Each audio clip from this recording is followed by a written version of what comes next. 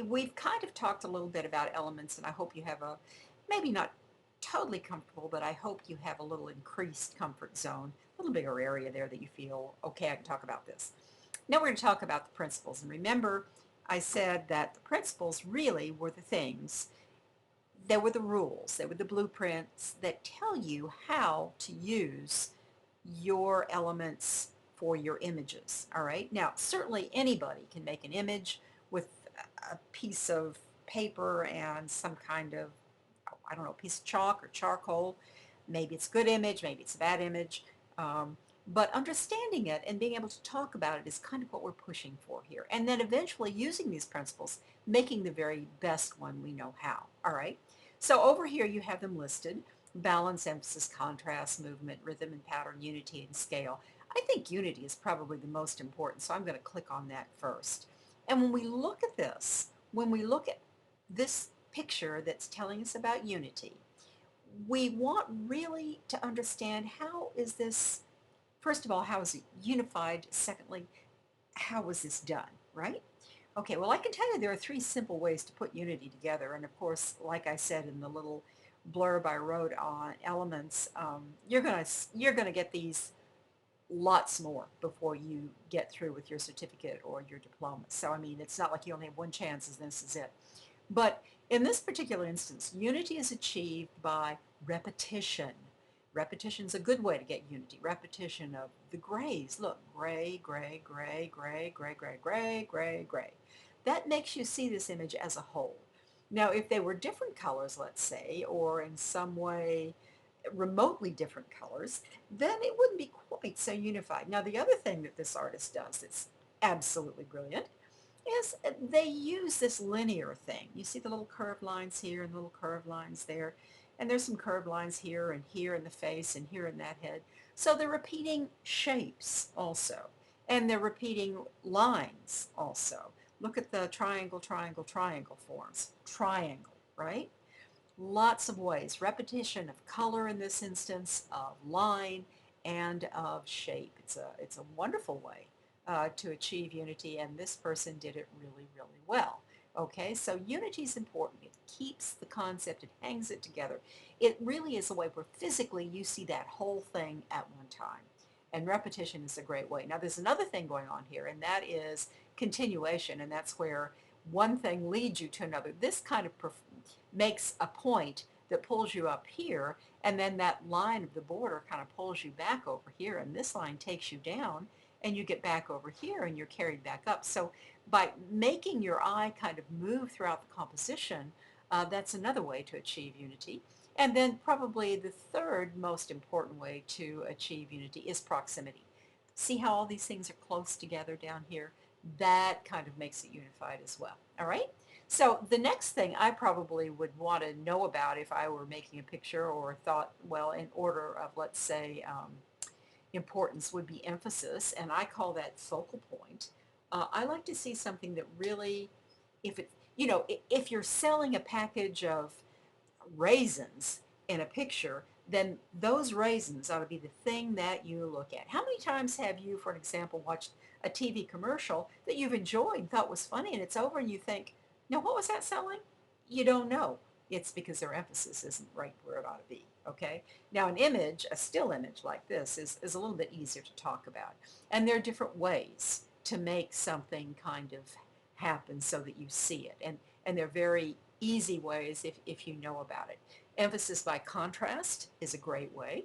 Uh, Making this particular part of the painting warm, bright, vivid colors, making this part and curved, and then contrasting that with this kind of a rectangle, and of course the whole format being a rectangle, and these colors being cooler and everything else being white, of course you're going to be here. And again, look at the continuation as far as unity that pulls you in and around and around. So difference is another way of making emphasis, making something contrast, making it just real, real, real different. Making it separate is another way. That's not happening here. If you could have put a dot up here and everything else would have been lines, then certainly you would look at what was separated. So there are different ways to achieve focal point or emphasis, and those are just a couple of them, all right? Contrast we talked about a minute ago. Look here, you've got these strong rectilinear forms, and then you've got these little kinds of curved forms. And you know, contrast can be in any one of the elements, and it makes things a little bit more interesting in a sense. This black and black is interesting, but those white dots that contrast with the rectilinear form that's black, these little white spots, really make this interesting, doesn't it? So contrast is another good thing to use. Movement, here, anytime you have a diagonal or a spiral moving through a composition, you have movement. Your eye just can't resist doing that. So that gives the composition a little more interest. It makes it more fun to look at. Your brain engages with that. You really like the way this diagonal pulls you in and this carries you back out. You like that a lot. The brain does, the eye does. That's a fun thing to have. A couple of other things, rhythm and pattern. You see how the lines here, the red, the red, the red, the red, the lines, red, red, red. Those kind of red, that repetition of that pattern, unity, repetition, right? Sets up a rhythm that's fun to see. Just like when you're listening to a song and there's this beat in the background. That's the same sort of thing, but this is happening visually. And then, of course, another thing to consider is scale and proportion. Um, it's kind of important as you go through these things to get an idea that, for an example, something way far away may be huge, but it's going to look smaller. And the thing that makes this woman interesting is she's the biggest thing in the painting, right? So of course you're going to look at her and look at the emphasis by the contrast, dark, kind of uninteresting color, neutral, and then she becomes bright and vivid and lit up. So of course you're going to look at her. That's just the way you do it. Placement, the way she's kind of centered. When we talk about placement, we will. You'll get some ideas about how placement works. But just briefly, these are what your principles are. Now, if we go back over to composition, then we get into a couple of interesting things. Now, the golden mean and the Fibonacci spiral is kind of an interesting thing to see. And you're taken to this page, and if you hit this wonderful, I think this is the Parthenon. Yeah, it is. Look at how that spiral is set up for you. Now, this is also the golden mean. This says that if you have a rectangle, the most perfect proportion, which is kind of what you're seeing right here, I may need to move the image over just a bit like that. The most perfect proportion would be if you could in fact divide this into fifths, and then you would have 3/5 on one side, 2/5 on the other. And then every time you do that, you get another rectangle. Here's one.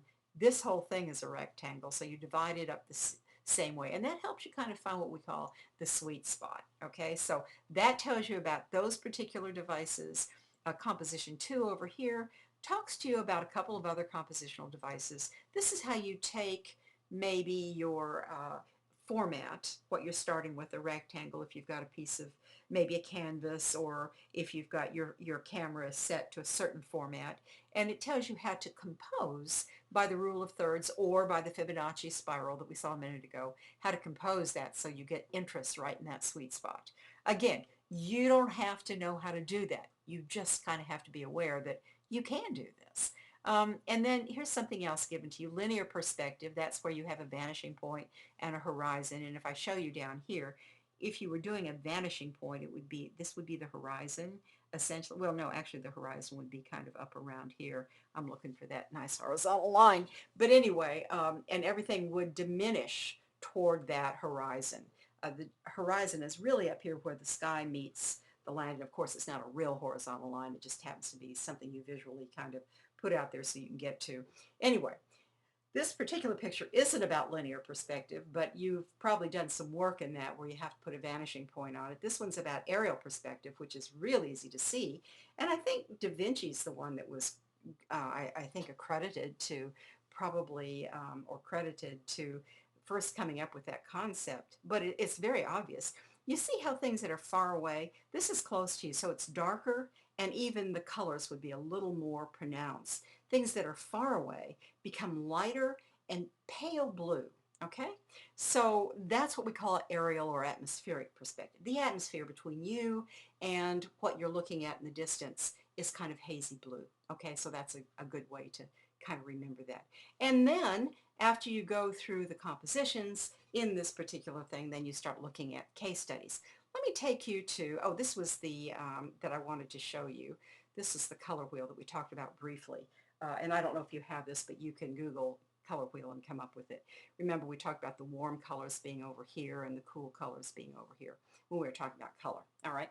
Well, that's not what I'm too interested in. I'm going to take you over here to Las Meninas again because we started on her, and I want to talk to you a little bit about the brilliance of this particular composition. It truly is an amazing feat. I'm going to see if I can reduce that some so I can fit it in the frame. And let's talk a little bit about some of the things that are going on. Just the one I said that was most important, of course, was unity. You want to see this whole thing. It's got so much going on in it, but you want your attention to just see the whole thing, all right? He does it by repetition. Look at what he repeats. He goes up and he gives you, first of all, some great lines. You've got a linear composition here and a linear here and a line here and a line here. They're so thick they're almost shapes. So you have lots of geometric shapes and some linear things going on. These little squares and rectangles are repeated in the door. So that becomes kind of interesting. That gives you cohesiveness or unity. The other thing you have is you have this cluster, this proximity of the figures. So you see them all at once if you pay attention to that. So he does a great job with unity. He also repeats that same color, this dark inky black almost. He repeats it all over the place, so that's good. He also gives us that continuation. Your eye kind of comes in maybe on a diagonal here or maybe up here, and look at how you're led by these subtle lines to everything else that's going on. So that gives you unity too. Focal point, by contrast, has to be the little girl, the princess in the middle. I think it's just a brilliant composition. Now, when you know about the time period and you know a little bit more about the reason he painted it, the figures in it, and what was going on in the world, this whole picture will tell you a story, a little slice of history that would be very difficult to ever look at again without remembering this picture. Anyhow, it's really remarkable. Principles tell you how to compose. Unity is important. Focal point's important. I didn't talk about balance, but balance as well. Now this is slightly asymmetrical. You've got a little bit of this going on. You see as I move my cursor, that kind of pushes the weight over here, but because she's so light and because we have a little bit of light here, you got the same thing over here. You've got a diagonal that comes this way, just like this diagonal comes this way, and they balance out each other. And guess what? Look what they do. They, by positioning, put her smack dab where those two diagonals cross, which again forces you to look at her. That's how he is able to make sure she is the focal point of this composition, as if she could not be, right? Well, just a little bit of trying to, again, accommodate you and get you to the point where you're a little more comfortable looking at pieces and maybe talking about the elements and the principles. Hope that helped.